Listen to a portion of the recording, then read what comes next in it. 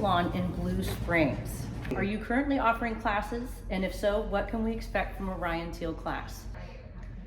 My classes are fun. I believe that you're only able to absorb as much as your butt can handle. So if it's not fun, then you're gonna get bored and not like it. I do explain things very well. I think that the reason I explain things so well is because I'm super dyslexic, super ADD, and so I kind of explain things the way I can understand.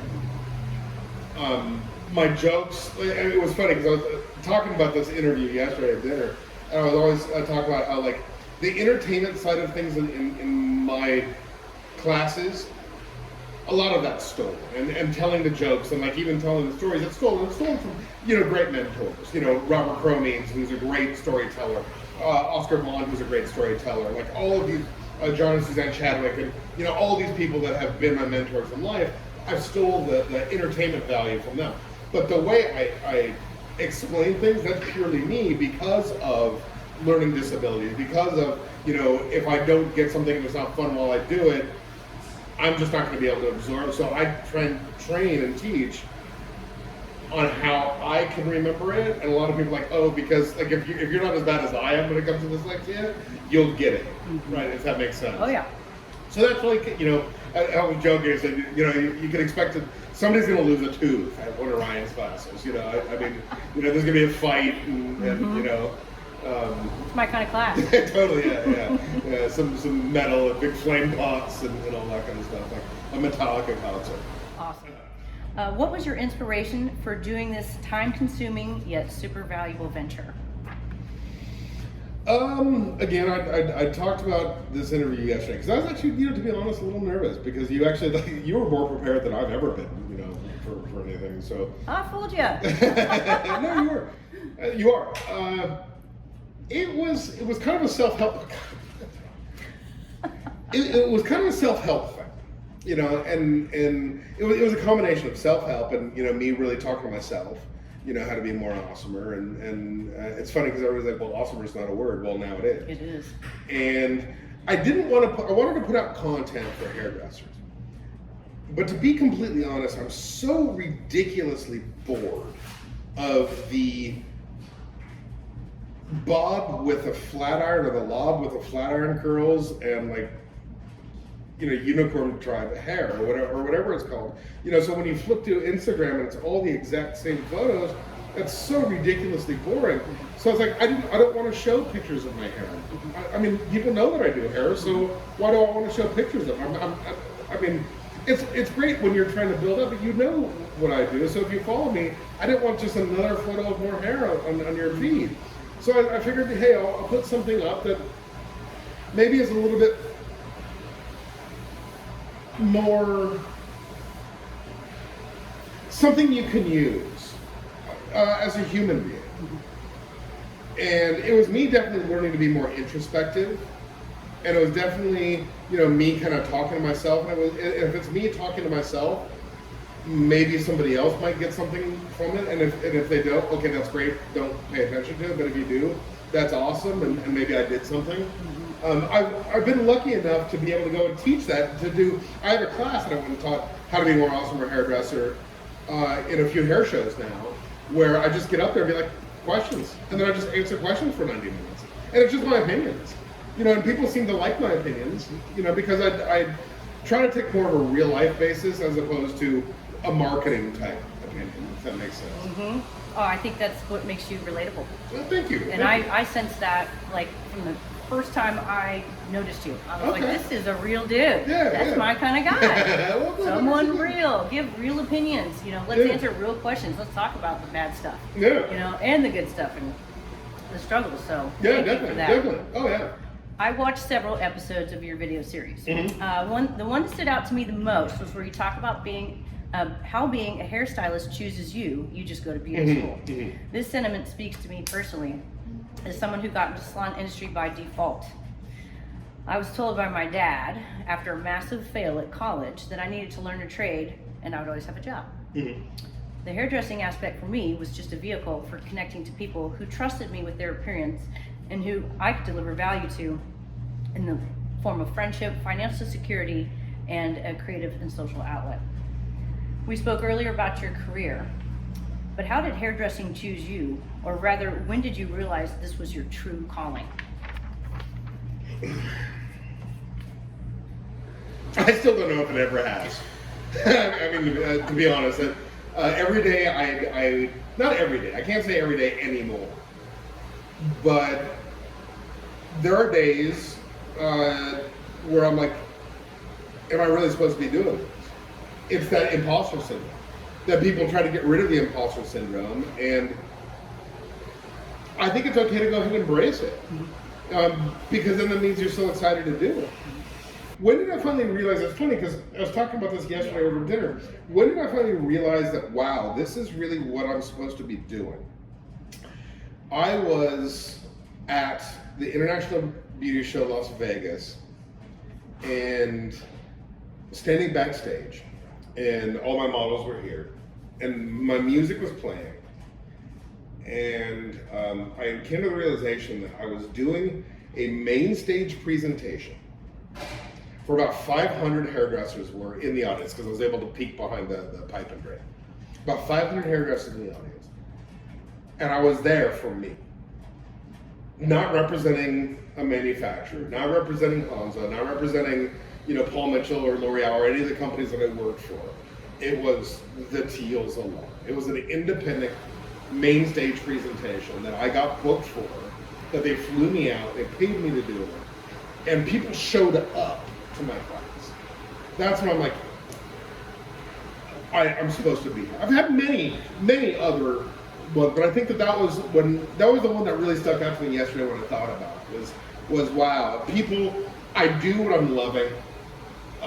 People like what I do. My peers like what I do. And maybe I'm helping people along the way. So I think that, I hope that that's what it was, It almost makes me want to cry a little bit. Right? I'm getting a little emotional. It's that this is it. Well, this is gratifying, satisfying in every way.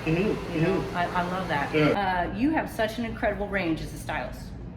Your hair cutting and creative coloring work is stunning, and it's no surprise to me that you are as successful as you are. Thank you. You have competed and won in many hair competitions. You're competing in the upcoming Midwest Hairstyling Awards on September 19th, right here in Kansas City. What advice would you give anyone who is interested in competing or getting into that area of the industry? Okay. First is don't. It's don't go that direction. Competition is a really good thing. I don't like it. I'm addicted to it like cocaine. But I don't. I'm not addicted to cocaine. So I don't even do it. It's a great way to push yourself. But the biggest, there's a few things of advice that I'm going to give in this now. Advice number one, never, ever, ever, ever, ever do a photo shoot for a competition. Do it for you first, then submit it if you like it.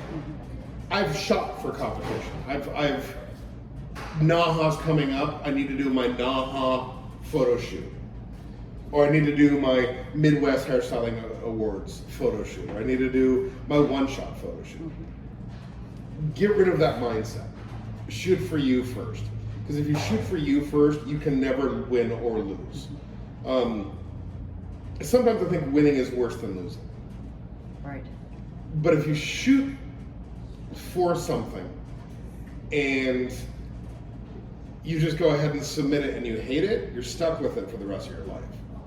Where if you shoot for something, if you shoot for you and you love it, if you submit, you're stuck with it for the rest of your life. Does that make sense? Yep. And if you shoot for you, that's a real artist. Where if you shoot for NAHA, you're a craftsman again, just like we are behind the chair. I don't think we're artists. I think we're craftspeople. Agreed.